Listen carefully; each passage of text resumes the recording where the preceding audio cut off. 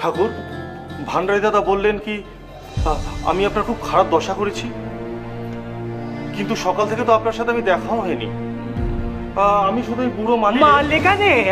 মারলে কেনে? গায়ে খুব জোর হয়েছে তাই বুড়ো মালি দাদার উপরে ফলিয়েছ? না ঠাকুর, আমি কোনো জোর ফলাইনি। এই মালি বাগান থেকে ফুল চুরি করেছে, আর ফুল চুরি করেছে বলেই আমি ওকে মেরেছি, একটা চড় মেরেছি। তুমি তো ধাক্কাও দিয়েছো। কিন্তু আপনি জানলেন কি করে? সেখানে তো আপনি ছিলেন না। তাহলে এর এখানে ব্যথা নাকলো কি করে? তোমার না জানিয়ে সে ফুল তুলেছে এর মায়ের জন্যে। তুমি ওই পাহারাদারি করতে গিয়ে তারে শাসন করেছো, মারলে তার গালে আর ব্যথা লেগেছে এর গালে। প্রেমের ঠাকুর আপনি, না হলে কেউ অন্যের ব্যথা নিজের গালে নেয়?